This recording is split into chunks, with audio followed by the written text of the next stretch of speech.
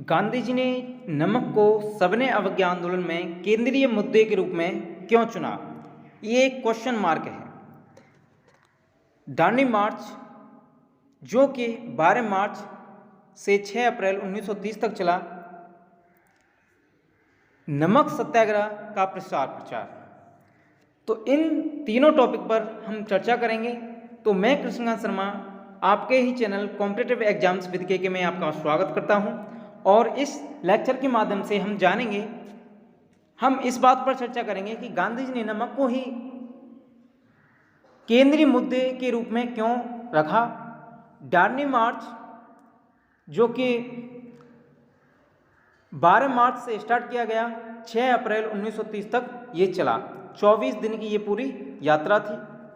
और फिर हम चर्चा करेंगे नमक सत्याग्रह ये कहाँ पर दांडी मार्च जो हुआ, नमक कानून तोड़ा गया, वह किन किन राज्यों में इस सत्याग्रह के बाद में बाकी और भी सत्याग्रह देश में अलग अलग जगहों पर किए गए। तो इन सारी बातों पर हम चर्चा करेंगे।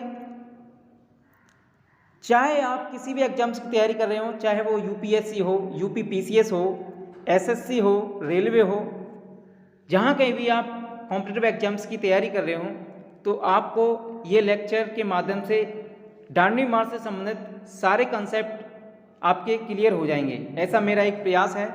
तो चलिए स्टार्ट करते हैं। जैसा कि गांधी जी ने कहा, पानी से पृथक नमक नाम की कोई चीज़ नहीं है जिस पर कर लगाकर सरकार करोड़ों लोगों को भूखा मार सकती है, असहाय, बीमार और विकलांगों को पीड़ित कर सकती है। इसलिए यह कर अत्यंत अविवेकपूर्ण एवं अमानवीय था, जिसका उपयोग मानवता के विरुद्ध किया जाता था, जो कि ब्रिटिशियंस ने नमक कानून लगा दिया था। तो पूर्ण स्वराज्य की विचारधारा में नमक उससे प्रत्यक्ष रूप से संबंध था, क्योंकि यह ग्रामीण निर्धन जनता के दुखों को व्यस्त करने का सबसे सशक्त और सर्वमान्य मुद्दा था।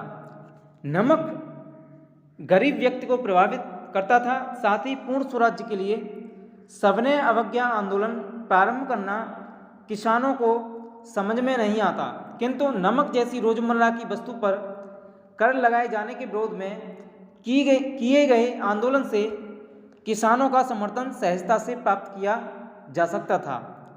यद्यपि जब नमक का व्यय निर्धन व्यक्ति द्वारा वहन किया जा सकता था, किंतु भावनात्मक रूप से यह खादी के समान गरीबों की आत्म सहायता का एक प्रमुख माध्यम बन सकता था।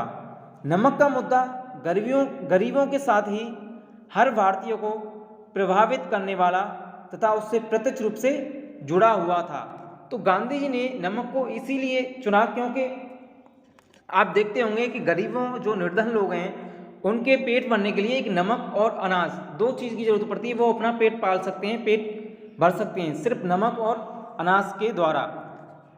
तो इसीलिए गांधी जी ने नमक को ही चुना के, क्योंकि कोई भी इस देश में भूखा ना रहे। क्योंकि नमक पर कर क्यों लगाया जा रहा है? नमक पर भी अगर कर लगा दिया जाएगा तो निर्धन लोग, गरीब लोग क्या खाएंगे?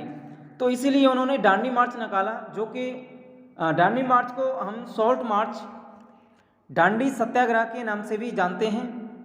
दांडी मार्च को हम सॉल्ट मार्च और दांडी सत्याग्रह के नाम से भी जानते हैं। तो 2 मार्च 1930 को गांधी जी ने वायसराय को एक पत्र लिखा, जिसमें उन्होंने ब्रिटिश शासन के दुष्प्रभावों तथा उन्होंने अपनी 11 सूत्री मांगों को रखा, जो सरकार के सम्मुख पेश की गई थी। उन्होंने कहा कि यदि सरकार उनकी मांगों को पूरा करने का कोई प्रयत्न नहीं करेगी तो 12 मार्च को वे नमक कानून का उल्लंघन करेंगे। ये गांधी जी द्वारा एक बात थी, कही हुई बात थी। तो सरकार द्वारा पत्र का कोई सार्थक जवाब न मिलने के विरोध में गांधी जी ने 12 मार्च 1930 को साबरमती आश्रम से अपने 78 समर्थकों के साथ दांडी के लिए पदयात्रा प्रारंभ की, जो कि दोस्तों 24 दिनों की यात्रा थी और 240 किलोमीटर की यात्रा तय कर जब वो दांडी पहुंचे थे। तो पदयात्रा के पश्चात 5 अप्रैल को गांधी जी और उनके समर्थक 5 अप्रैल को दांडी पहुंचे और यह यात्रा पदयात्रा कहाँ से शुरू की गई थी? ये शुरू की गई थी साबरमती आश्रम से। ठीक है, तो 6 अप्रैल गांधी जी ने समुद्र तट पर नमक बनाकर कानून को तोड़ा। 6 अप्रैल को गांधी जी ने समुद्र तट में नमक बनाकर कानून तोड़ा। तो यही एक मेरा उद्देश्य है कि आप 6 अप्रैल, आज 3 अप्रैल हो चुकी है, 6 अप्रैल को गांधी जी ने नमक कानून तोड़ा था, नमक कानून का उल्लंघन किया था। तो इस 6 अप्रैल को देखते हुए हम 91वीं वर्ष मनाने वाले हैं दांडी मार्च की। तो इसको देखते हुए मैंने ये लेक्चर लिया है। तो ये जो पदयात्रा शुरू की गई, यह साबरमती आश्रम से दांडी के लिए 24 दिन में ये यात्रा पूरी की गई। 240 किलोमीटर की ये यात्रा की गई। ठीक है, तो इससे पहले गांधी जी की दांडी पदयात्रा के दौरान रास्ते में हजारों किसानों ने उनका संदेश सुना तथा कांग्रेस की सदस्यता ग्रहण की। कई ग्रामीणों ने सरकारी नौकरियों का परित्याग कर दिया, सरकारी नौकरियां छोड़ दी। तो 9 अप्रैल को गांधी जी ने एक निर्देश जारी कर दिया, जो कि उनकी निर्देश में कुछ प्रमुख बिंदु थे। वो थे, पहला बिंदु था, जहां कहीं भी संभव हो लोग नमक कानून तोड़कर नमक तैयार करें। दूसरा बिंदु, शराब की दुकानों, विदेशी कपड़ों की दुकानों तथा अफीम के ठेकों के समक्ष धरने आयोजित किए जाएं। फिर उन्होंने एक और बात रखी, हमारे पास जो पर्याप्त शक्ति हो तो हम करों की अदायगी का विरोध कर सकते हैं। नेक्स्ट बिंदु, वकील अपनी वकालत छोड़ सकते हैं।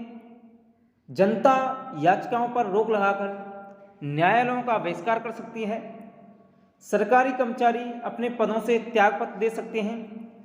हर घर में लोग चरखा कातें और सूत बनाएं। छात्र सरकारी स्कूल एवं कॉलेजों का बहिष्कार कर सकें। स्थानीय नेता मेरी गिरफ्तारी के बाद अहिंसा बनाए रखने में सहयोग दें। तो ये सारी बातें गांधी जी ने अपने निर्देश में कही थी। तभी उन्होंने बोला था, तभी हमें एक पूर्ण स्वराज्य की प्राप्ति हो सकती है। इन चीज़ों का हमें त्याग करना पड़ेगा। ठीक है, तो सविनय अवज्ञा आंदोलन के प्रारंभिक चरण के रूप में 12 मार्च 1930 को प्रारंभ हुई इस ऐतिहासिक यात्रा में गांधी जी ने 6 अप्रैल को दांडी में मुट्ठी भर नमक बनाकर नमक कानून को तोड़ा। नमक कानून के उल्लंघन को भारतीयों द्वारा ब्रिटिश कानून के विरोध में एवं साम्राज्यवाद की समाप्ति के प्रयासों के प्रतीक के रूप में देखा गया। इस यात्रा, इसके विकास तथा लोगों पर उसके प्रभाव को समाचार पत्रों में प्रमुखता से प्रकाशित किया गया। गांधी जी का प्रमुख उद्देश्य यही था कि इस दांडी मार्च के उद्देश्य से यह आवाज़ पूरे देश में फैलेगी और इस नीति को, उनकी नीति को पूरा देश अपनाएगा। यही उनका एक मोटिव था, ये दांडी मार्च निकालने का। गुजरात में गांधी जी की अपील पर 300 ग्रामीण सरकारी कर्मचारियों ने सरकारी सेवाओं से त्यागपत्र दे दिया था। कांग्रेस के कार्यकर्ताओं ने भी स्थानीय स्तर पर कांग्रेस को लोकप्रिय बनाने एवं उसे संगठित करने के सराहनीय प्रयास किए थे। अब बात करते हैं नमक सत्याग्रह का प्रचार कैसे हुआ। तो दोस्तों, एक बार जब गांधी जी ने दांडी में नमक कानून तोड़कर इसकी रस्म पूरी कर दी, तो नमक कानून तोड़ने का सत्याग्रह पूरे देश में प्रारंभ हो गया। तमिलनाडु में तंजौर के समुद्री तट पर सी राजगोपालाचारी ने तिरुचिरापल्ली से वेदारण्यम तक की नमक यात्रा प्रारंभ कर दी। सी राजगोपालाचारी ने तिरुचिरापल्ली से वेदारण्यम तक की नमक यात्रा की थी।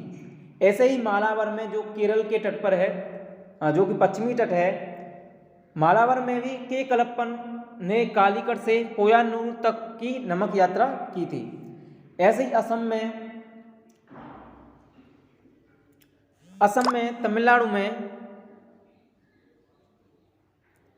मालाबार में, उड़ीसा में, असम में, आंध्र प्रदेश में, बंगाल में, बिहार में, पेशावर में, सोलापुर में, धारासुड़ा में, गुजरात में, महाराष्ट्र, कर्नाटक, संयुक्त प्रांत, मणिपुर एवं नागालैंड। तो ऐसे करके दोस्तों पूरे देश में ये मार्च निकाला गया और गांधी जी की नीतियों को अपनाया गया। तो नमक कानून तोड़ने के अपराध में जवाहरलाल नेहरू को 14 अप्रैल को गिरफ्तार कर लिया गया। इसके कारण उत्तेजना फैल गई। जब जवाहरलाल नेहरू जी को 14 अप्रैल को गिरफ्तार कर लिया गया तो इसी कारण से उत्तेजना फैल गई और कलकत्ता, मद्रास और कराची आदि नगरों में उग्र प्रदर्शन हुए। कई शहरों में बहुत सारे उग्र प्रदर्शन हुए। 4 मई 1930 को गांधी जी को भी गिरफ्तार कर लिया गया। जब उन्होंने ऐलान किया कि धरासना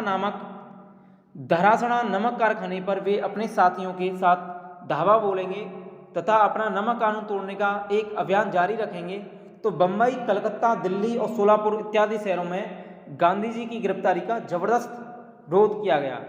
गांधी जी की गिरफ्तारी के पश्चात कांग्रेस कार्यकारिणी ने एक प्रस्ताव पारित किया जिसमें कहा गया, बिंदु नंबर 1, रैयतवाड़ी क्षेत्रों में लगान अदा न किया जाए। बिंदु नंबर 2, जमींदारी क्षेत्रों में चौकीदारी कर न अदा किया जाए। तथा तीसरा बिंदु था, मध्य प्रांत में वन कानून का उल्लंघन किया जाए। तो ये दोस्तों प्रमुख बातें थीं जो मैंने इस टॉपिक में केंद्रीय मुद्दे को, नमक को क्यों रखा केंद्रीय मुद्दे में, दांडी मार्च, नमक सत्याग्रह का प्रचार प्रसार कैसे हुआ, कहाँ कहाँ हुआ, किस किस ने किया, ये सारी बातें हमने की। तो इस लेक्चर को हम यहीं एंड करते हैं। Thank you.